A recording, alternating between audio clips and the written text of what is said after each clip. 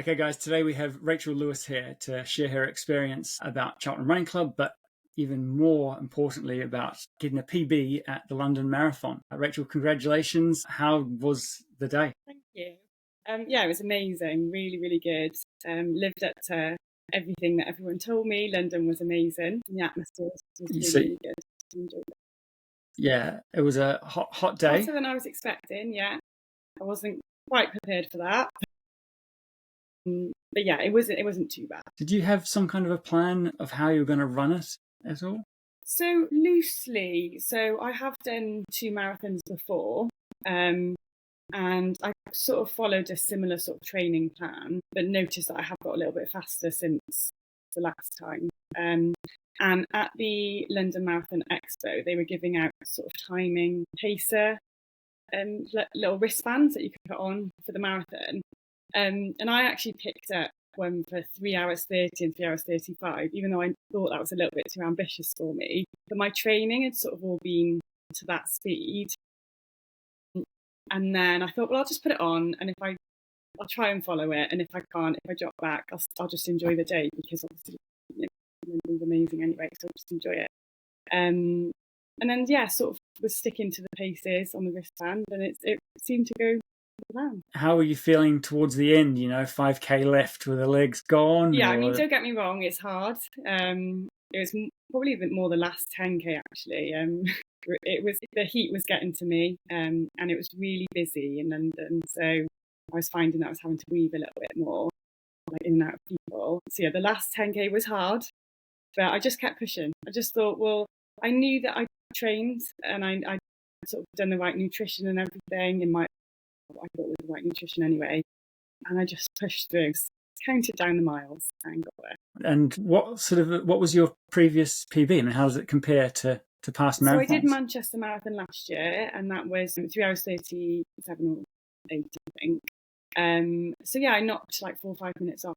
So I was super chuffed with that. Fantastic. And sorry, I'm just jumping on Strava to remember the actual time. So it was 3 hours 32? Yeah, so my actual official time this year was 3 hours 33. Amazing. And what was it like at the start? We see it all on TV, the lines and row of just thousands and thousands of people. What's the start of that race like? It was really surreal, but it was so well organised. Probably one of the most well organised races that I've been to, because we were all sort of split up into different pens. But it was just really surreal starting, because they walked us really slowly to the start line. And that's when I started to get nervous. And I was like walking to the start line, I could see the crowds, because the crowd started straight away. Those crowds started thing. And yeah, it just felt really surreal. But then when we started running, it wasn't too busy, because we were all sort of separated into our pens. So it was just really well organised. Nice. So you found that the people around you were running at a similar speed? They weren't like shooting off? Yeah. So I started off a little bit too fast. I think you always do, don't you? But people in my pen generally were running a similar pace. So yeah, I didn't think that too bad. And they just took you along for the ride. And did you have anyone that you sort of tagged on to? Or it's the same sort of people around you the whole way, or did it really change up a lot? I didn't necessarily tag on to anyone, but I did keep seeing the same sort of people. So I started next to someone, and then I saw them about halfway round. We sort of split up, and then I saw them again. So I think because I put down my time last year, I put down my sort of expected finish time, and I wanted it to be faster than my marathon time last year. So I think I put like 3:35. But you can change it up to a few weeks before, so you can change it, and then they'll put you in the right pen. And did you have a sprint finish at the end? Did you find yourself racing anyone, or was it just get me? Normally I do a sprint finish, but I think I did a little bit of one, but it was really hard at the end, because my watch clocked a marathon before I could even see the finish line. So I think I'd started my sprint finish a little bit too early. And then we were sort of approaching Buckingham Palace, and I couldn't see the finish line. And I was like, where is this finish line?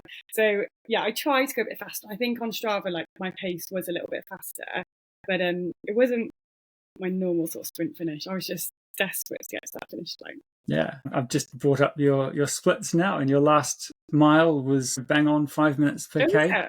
I put, 5 minutes per K. So that's the average of your Yeah, no, entire it is. race. So, you're still strong at the end, which is fantastic. That's brilliant. And I mean, how does it compare to others? What other So I've marathons have you done done? Manchester, so that was a really good one. I did that last year. Smaller scale than London, but still, to be honest, it was a really, really good event, Manchester was. And the crowd there was fantastic. And then the year before, I did Newport Marathon, which is a lovely flat course, but the crowds were significantly smaller there. So I think I've done it the right way round, because I think if I started with London and then did a smaller one afterwards, I'd probably struggle a bit with the lack of crowds. Because one thing I will say about London, so the night before, I put my name on my top. So a few people had recommended to me to put, because your name isn't on your racing bib. So I got some iron-on letters and put it on my top. And that was the best thing I did, because honestly, over 100 people were shouting my name. And a lady running next to me actually said, next time I'm going to put my name on my shirt, because she said everyone's shouting Rachel and no one's shouting my name. It was really, the crowd honestly was so good at London. Fantastic. And you have done it the right way.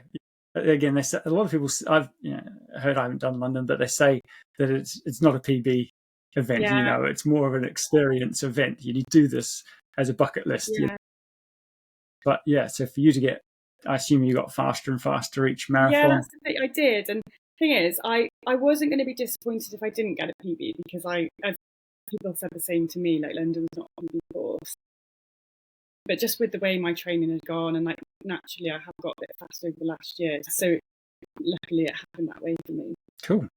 So what is the secret to your getting faster then? I mean, you have made loads of improvement. I mean, to be running at that speed for an entire marathon, like that was kind of the sort of speed you were doing on a Thursday night when you first started, maybe. I think it's just consistency, because honestly, when I started out, I wasn't running at this speed at all. In fact, before I started running probably about 6 years ago, 5, 6 years ago maybe. It was actually when COVID hit, I started running. And before that, I couldn't even run 5K fast. Yeah, I mean, people have looked at my old park run times and they're like, what were you doing in that park run? I was like, that's how I used to run. So I think it's just like over the last 5 years, I've consistently ran. So I've done it probably about 3 runs a week for the last 5 years. And I think it's surprising how much that pays off, just being consistent with your running. So I've been part of the club now for 2-3 years, I think. Yeah, just running. Consistency, I guess that comes down to staying injury free, right? Like, yes, how have you I've been very done that? lucky. I don't know quite how I've stayed injury free. And leading up to the marathon, I did have a bit of a niggle in my knee, and I was thinking, is this going to be an injury? Do I need to get it looked at? But luckily, I started stretching a bit more and like doing yoga and things like that, and it seemed to go. So I think I have been quite lucky being injury free. Strength training definitely helps with training for a marathon or half marathon. I think it's probably underrated. Again, I think I mentioned earlier that I started to get a bit of a niggle when I was training for the marathon, and I thought I wasn't actually doing any strength training at the time. I used to do quite a lot at the gym, and I kind of stopped just with busy lifestyle, whatever, in this training block. And then when I started to get my niggle, I got back into the gym, started doing some HIIT classes, and I do think that really helps. A lot of the training plans that you see online mention strength training, so I think definitely try to incorporate that into marathon training. Yeah. Oh, perfect. I mean, your legs are dealing with such a lot of stress, and the stronger your muscles are, the less impact each of those steps has on your body. Absolutely. So, yeah, definitely recommend strength training. So, Rach, you joined in 2022, about the same time as a certain someone who you've got to know pretty well, James. And you guys hit it off, and you've had loads of events and runs that you've done around the world together. Can you give us some highlights of places you've been and events that you've done? I mean, it's quite funny, because I remember when me and James first got together and we were talking about running holidays, and I was thinking, not all of our holidays are going to be running holidays. I just want to go away and relax. somehow over the years, a lot of our holidays have become running holidays. And not just because of James, like I love it too now. So we've been to some great places. We did the Copenhagen half marathon, Lisbon half marathon, just been to Prague. So we're doing the Super Half series, which is the 6 half marathons around Europe. And then we did the Run to Paris with the club, which I actually remember James trying to get me to sign up to that when I first joined. And I was like, no, I'm not going to sign up. It's too soon, sort of thing. And then I think someone dropped out and I signed up. And honestly, that was the best thing. The best thing I did. Run to Paris was definitely one of my highlights. It was so, so good. So yeah, we've been to some great places. And it definitely helps having a partner who loves running, because we do it together. So yeah, that's probably helped me too. He's very supportive as well, not just running with you, but running with slower members of the club throughout the years. So it's been great. So Run to Paris. So you enjoyed that. You've brought it up. Let's go there. What did you really like about Run to Paris? We just had a fantastic group of people. It was just cheering each other on. Like, we saw some amazing places. The weather was fab. We just had a lot of fun, and it was just really, really good. I remember it well, and I've been thinking about it more and more recently. There's a bit of chatter going on about a 2026 event, so we'll see where that goes. But yeah, I mean, that huge highlight for the club. But it's not just been James that you've spent time with in the club. You did a bike ride today with some of the members. Yeah. And I'm sure you've had lots of social events with others you've got to know really well. Which is really good. It's good having people around you that are into similar things. And you guys have travelled to different places. Did you go to Copenhagen with some of the guys? Quite a big group of us actually just went to Prague, about 10 of us. They just all love it. It's great how you just get these ideas, probably sat around having a drink after a club run or something. Often, I know that's certainly how Run to Paris happened. And someone's just like, right, why don't we do this? It's like, oh yeah, why there's not? Definitely a few like that. And then I find it quite hard to say no. Yeah, before I know it, I'm signed up to several half marathons all over Europe within a few months of each other. But somehow your body survives and you just keep getting better, Rachel. Yeah. I don't like to use luck. I want to say you're so lucky, but it's not, But also you must have also built up at a fairly sustainable rate. It's very easy to go too hard too soon and find yourself with a niggle that just doesn't get better. So congratulations on keeping injury free.